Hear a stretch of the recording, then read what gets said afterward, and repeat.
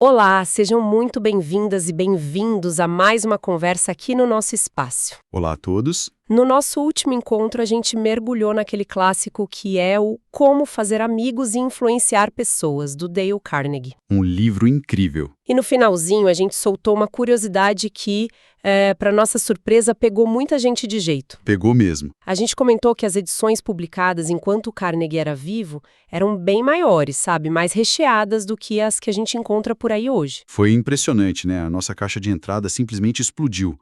Muita gente veio perguntar, como assim, maiores? O que foi que tiraram? Por quê? Exato. E a curiosidade é super compreensível, porque, vamos combinar, não é nada fácil achar uma dessas edições antigas. Virou quase um item de colecionador. Pois é. E a grande pergunta que ficou no ar foi: será que a gente está lendo uma versão, digamos, inferior do livro? Essa era a questão. E para responder essa curiosidade toda, a gente decidiu fazer algo um pouco diferente hoje. Uma dinâmica nova. Isso. Em vez de só listar as diferenças, vamos colocar as duas versões, a original e a revisada, frente a frente. Vai ser tipo um debate amigável.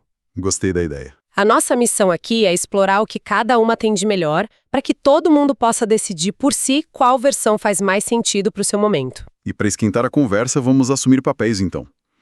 Eu vou vestir a camisa da edição original, aquela completa, sabe? Sem cortes. A versão raiz. A versão raiz. Vou defender a integridade da obra, o valor histórico dela, a versão pura sangue. Perfeito. E vamos ficar do outro lado do ringue, defendendo a edição revisada, a mais moderna. Meu argumento vai ser que a relevância e a facilidade de aplicação no mundo de hoje são os seus maiores trunfos. Ótimo.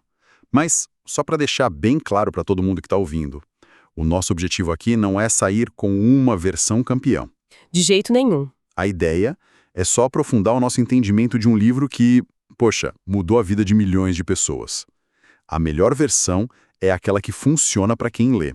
Tudo pronto por aí? Tudo prontíssimo. Pode começar sua defesa da velha guarda. Maravilha. Meu primeiro argumento em defesa da edição original é algo que estava literalmente na cara do livro. Como assim? A capa da edição de 1953, a Cedar Book, ela vinha com um selo em letras garrafais, Complete and Unabridged. Completa e sem cortes. Exatamente. Isso já mostrava a intenção, né? Era um recado claro. Você está levando a obra inteira para casa. E a estrutura original tinha 6 partes. 6. E as de hoje tem 4? Pois é. As edições modernas cortaram 2 partes inteiras. Não foi um ajustezinho, foi uma amputação. Opa, amputação é uma palavra bem forte. Mas vamos lá, que partes eram essas que foram para a guilhotina? A parte 5, que se chamava Cartas que Produziram Resultados Milagrosos. E a parte 6, 7 regras para tornar sua vida doméstica mais feliz. Vida doméstica, interessante. E é aqui que o meu ponto fica mais forte. Tirar esses capítulos foi, sei lá, como tirar a alma de uma parte do livro. O Carnegie não estava falando só de networking e reuniões de trabalho, entende? Ele estava oferecendo um guia mais completo para a vida. Exatamente. Um guia completo. Nossa, eu nunca tinha parado para pensar que o livro também era um guia para a vida pessoal, para dentro de casa. A gente pensa nele hoje como uma ferramenta quase que exclusivamente profissional. É essa a imagem que ficou. Mas não era. O capítulo das cartas, por exemplo, não era só um monte de modelo. Ele dava o texto exato de uma carta que um engenheiro usou para conseguir um contrato gigantesco. Sério? Sim, detalhando a psicologia por trás da escolha de cada palavra. Era um mini curso de copywriting antes mesmo do termo existir. Ele ensinava a arte da persuasão por escrito. Que hoje é uma habilidade super valorizada. Totalmente. E o capítulo sobre a vida doméstica? Tinha regras como não reclame e dê atenção às pequenas coisas. Ele entendia que se você não consegue ter harmonia em casa, com as pessoas mais importantes para você, de que adianta ser um sucesso nos negócios? Faz todo sentido. Era uma visão 360 graus. Uma visão 360 graus das relações humanas que se perdeu. Você está dizendo que o livro ficou menos completo, no sentido de vida completa? Precisamente. E para fechar esse ponto, A promessa original do livro era entregar 12 coisas que este livro fará por si. Uma lista super ambiciosa. E o que tinha nessa lista? Ia de fazer de você um melhor vendedor até ajudar a resolver suas preocupações. Cortar 2 capítulos inteiros, claro, enfraquece essa promessa. A versão revisada entrega menos. É um ponto justo, não vou negar. Mas agora deixa eu trazer a minha defesa da edição revisada. Manda ver. E vou começar usando um argumento que vem de dentro de casa. Da Dorothy Carnegie, a esposa dele. Ah, boa! No prefácio da edição nova, ela diz algo crucial. O próprio Dale Carnegie era um revisor incansável do seu trabalho. Ele nunca viu o livro como uma obra de arte intocável, congelada no tempo. Isso é verdade. Ele vivia atualizando os cursos que ele dava. Exato. Então, essa revisão não foi uma traição ao trabalho dele. Foi uma continuação do método dele. Entendi. O livro nasceu como uma apostila para os cursos, que estavam sempre evoluindo para atender às necessidades dos alunos. Dorothy diz que o objetivo foi esclarecer e fortalecer o livro para um leitor moderno. Então a nova estrutura mais enxuta seria um ponto positivo. Para mim, sim. Com 4 partes, o livro fica mais focado. É como podar uma árvore para que ela dê frutos mais fortes, sabe? Tira o que já não era tão relevante e concentra energia no que realmente importa hoje. Mas essa poda não eliminou nutrientes essenciais. Essa visão da vida doméstica, por exemplo, você não acha que ainda é relevante? Pode até ser, mas o ponto é, será que alguém compraria um livro chamado Como Fazer Amigos, esperando dicas de relacionamento conjugal? Talvez não. O título direciona muito. Pois é, o foco tornou o livro mais honesto com a sua proposta principal. E isso me leva à nova lista de promessas, que são 8 coisas que este livro ajudará a conquistar. Numa lista menor. Menor, sim, mas muito mais alinhada com o leitor de hoje. Fala em sair da rotina mental, aumentar sua influência, conquistar novos clientes. É mais direto, mais pragmático. É uma linguagem mais corporativa, talvez. Exato. A revisão não foi um corte, foi uma curadoria para manter o livro vivo e relevante por mais 80 anos. Curadoria ou simplificação excessiva, esse debate é bom, e ele nos joga direto no nosso segundo ponto, a linguagem e os exemplos. Sim. A edição original está cheia de nomes que hoje soam como uma aula de história. Carnegie cita um tal de Sir Ross Smith, que ele descreve como o Lindbergh do Império Britânico, ou o presidente Calvin Coolidge. Exato. E para mim isso não é um defeito. É uma das maiores qualidades do livro. Sério?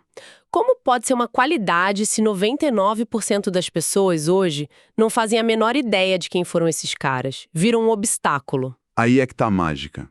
Essas histórias funcionam como uma cápsula do tempo do comportamento humano. Uma cápsula do tempo? Sim. Elas provam que os princípios de Carnegie são atemporais.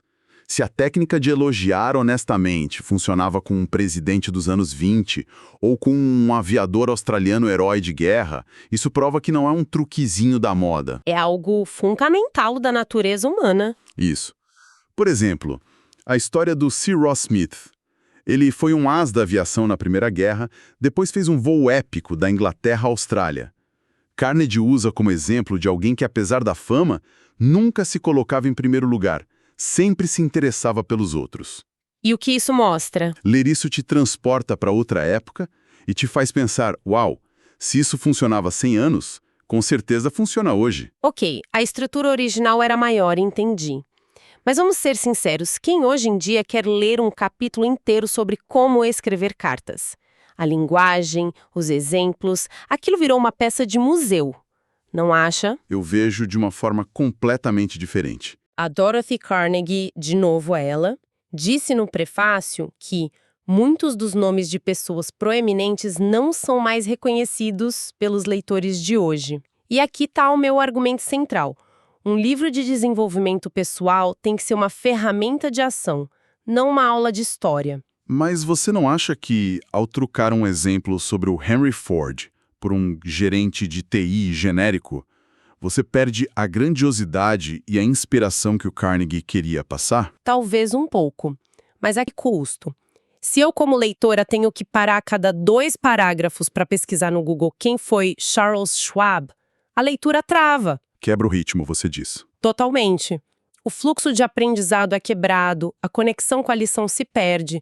Eu confesso que tentei ler uma edição mais antiga e me perdi nos nomes. Não fluiu. A versão nova eu li numa sentada. Porque é mais direta? Sim. O objetivo do livro, como o próprio Carnegie defendia, não é o conhecimento em si, mas a ação. A revisão manteve o estilo dele, que é super vigoroso, coloquial, mas trocou os exemplos por situações que qualquer um reconhece. E isso facilita a aplicação. Muito. Fica muito mais fácil ler sobre um conflito num escritório de hoje e pensar: nossa, isso aconteceu comigo ontem, posso aplicar esse princípio amanhã. A utilidade é imediata. Então, para você, a identificação imediata do leitor é mais importante que a profundidade histórica do exemplo? Para um livro com esse propósito, sem a menor dúvida.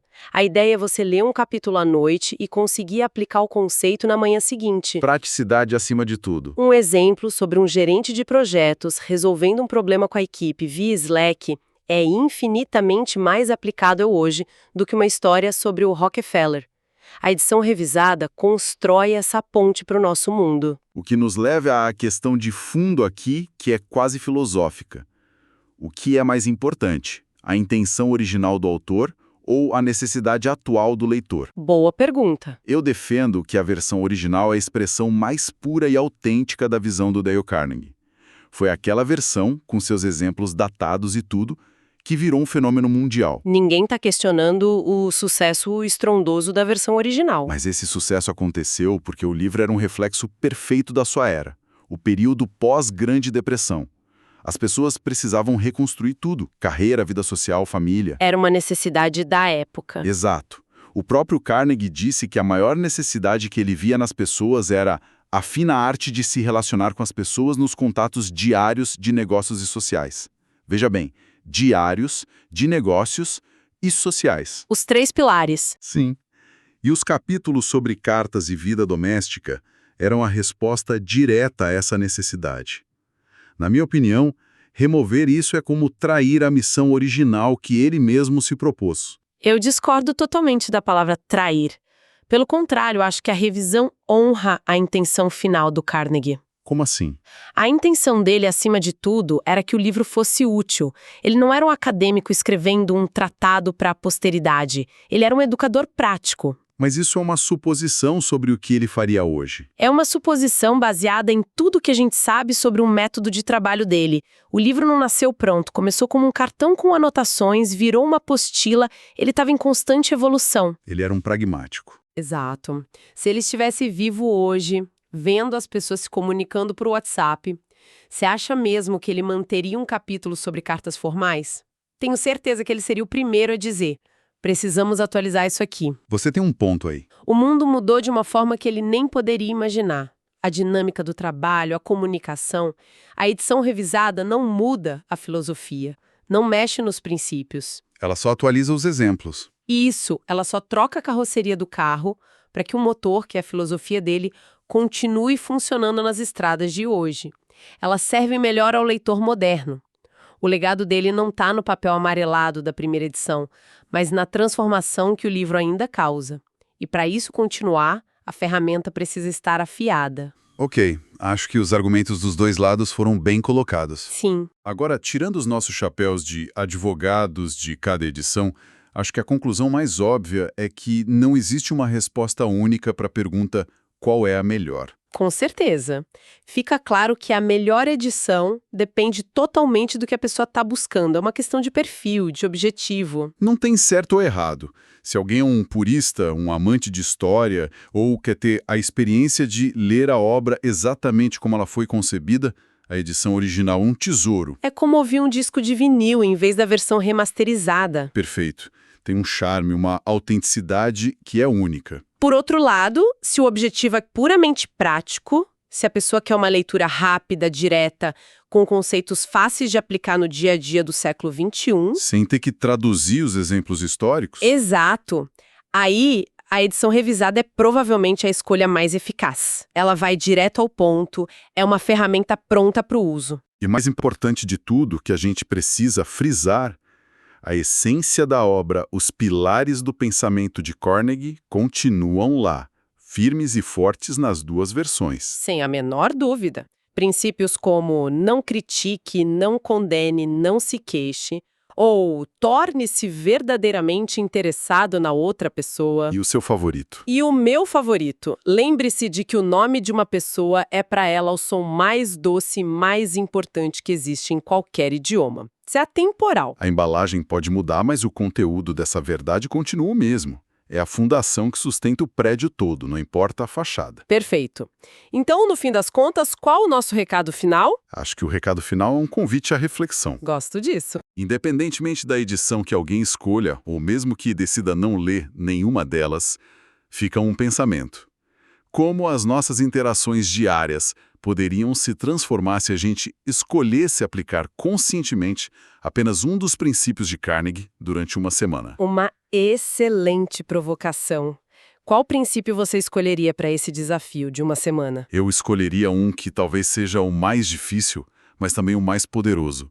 O de tentar honestamente ver as coisas do ponto de vista da outra pessoa. Esse é desafiador.